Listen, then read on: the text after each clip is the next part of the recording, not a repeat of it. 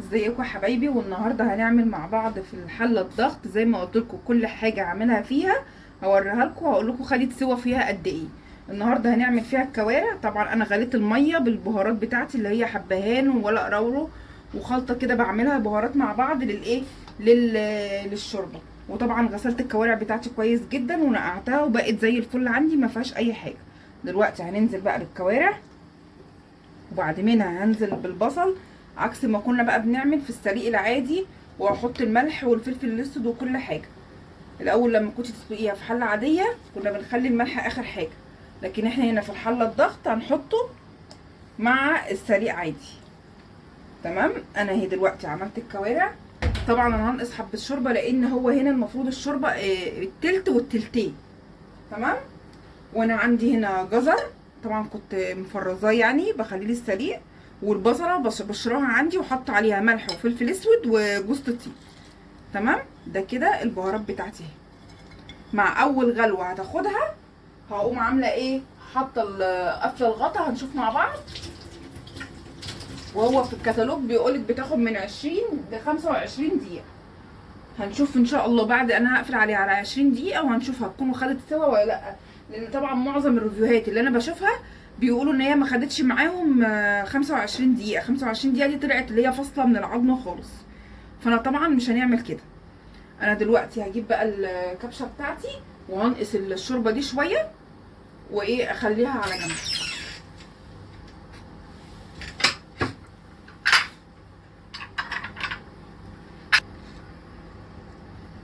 كده. طبعا انا بنقص الشوربه معايا شويه زي ما قلنا عشان خاطر هو المفروض اللي هي التلت والتلتين ميه.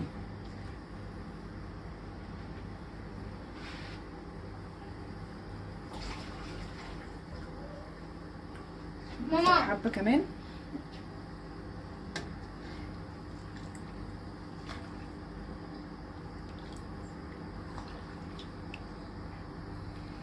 مع اول غلوه بقى هقفل عليها. طبعا هنسيبها اول 10 دقايق على نار عاليه، بعد كده هنهدي النار شويه. طبعا زي ما قلت لكم قبل كده في الريفيو بتاعها، اللي هو اول ما يظهر عندي العلامه دي، البالونه بتاعتها دي اول ما تطلع فوق هقوم موطيه النار. يعني بعد ما البالونه دي تطلع فوق ب10 دقايق هقوم مهديه النار شويه واسيبها بقى لمده 20 دقيقه. احنا دلوقتي اهي هنسيبها. بصوا الميه بدات تغلي، وكمان انا حاطه كمان في الشوربه نسيت اقول لكم نص معلقه سمنه. دلوقتي الشوربه هي بدات تغلي من الجناب. اول ما تغلي كويس هقوم انا ايه قافله عليها كده حبايبي. بعد ما غليت 10 دقايق كده وشلت الريم بتاعها اللي هو بيطلع فوق الوش، قبل ما تيجي تغطيها عايزه اقول لك على حاجه. العلامه هنا بسم الله، بصوا العلامه دي هاتيها على انك هتفرغيها، اللي هي العلامه دي عشان خاطر لما تضغطي الحله. تمام. بسم الله كده فتحت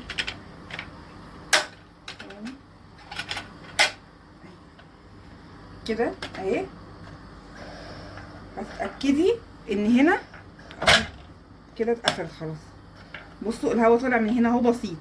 دلوقتي انا بقى هقفلها عشان خاطر تستوي. تمام. اهي قفلتها على اللحوم وهنسيبها. اول ما تغلي هنلاقيها ظهرت منها. بصوا لا يا رب تكون الكاميرا ظاهره، البخار طالع من هنا اهو وبدا يعمل اهو. تمام. يا رب يكون واضح معاكم اهو. بصوا بيهزها ازاي. تمام. بس كده بقى هنسيبها. اول ما البالونه دي تطلع فوق خالص هقوم مهديه النار عليها واسيبها تلت ساعه اللي هم قالوا عليه. بصوا حبايبي البالونه اهي طلعت اهي كده خلاص. بعد ما غليت هبدا بقى ان انا اهدي النار عليها واسيبها زي ما قلنا 20 دقيقه تستوي مع نفسها.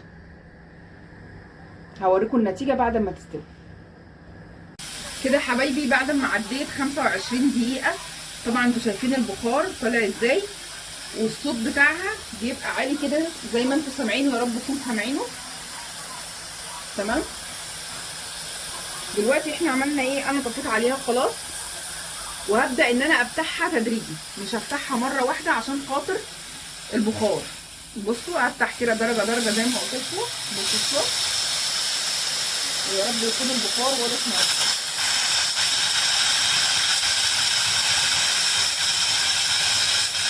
انا لو فتحتها مره واحده البخار هيبقى ضايع في ده، فعشان كده انا بفتحها درجه درجه لغايه ما البخار ينتهي من الدرجه الاولانيه تماما. هفتح على الدرجه الثانيه لغايه ما نوصل لاخر درجه.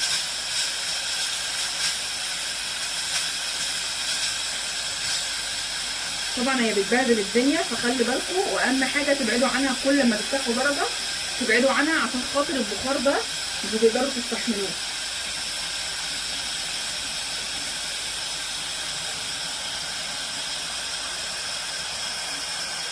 يا رب يكون واضح معاكم. بصوا هو كده خلاص البخار شبه ان هو انتهى في الدرجه الاولانيه.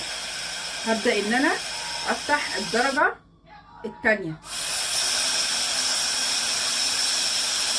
كل ما تفتحي درجه البخار بيزيد اكتر لغايه ما نوصل للدرجه الاخرانيه خالص.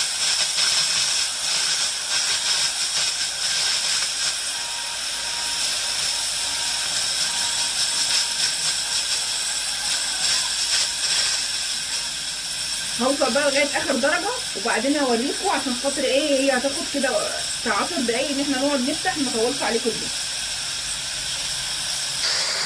كده حبايبي بصوا اخر مرحله وصلت عملت ازاي. حد يقول لي بقى هي الطبيعي ان هي تعمل كده مع سلق الكوارع؟ يعني انا جربتها في الفول بس كانت كويسه ما وصلتش لكده، فيا ريت تبقوا تقولوا لي برده في التعليقات تحت ده طبيعي ولا ايه.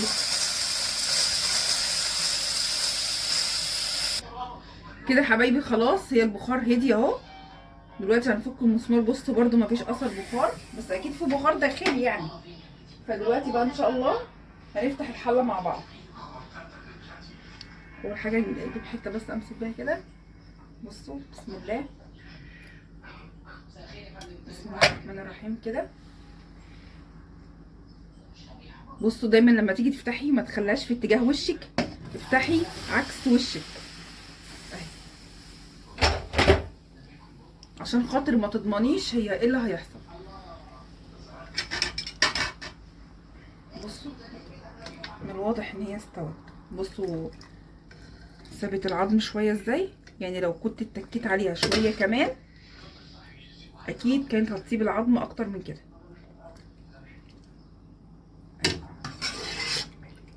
تمام اهي. بصوا الشوربه بتاعتها صافيه خالص، طبعا عشان احنا في الاول ان احنا غليناها وشلنا الريمن في الوش وبعدين حطيتها. في ناس تانية ممكن تحطي كل محتوياتك وتحطي عليها ميه سخنه من الكتل وتقفلي وخلاص على كده مباشره. طبعا الطريقه اللي تعجبك اللي اعميها. طبعا الترسبات دي البهارات بتاعتنا كلها اتركزت هنا في الجوانب اهي واضحه قدامكم.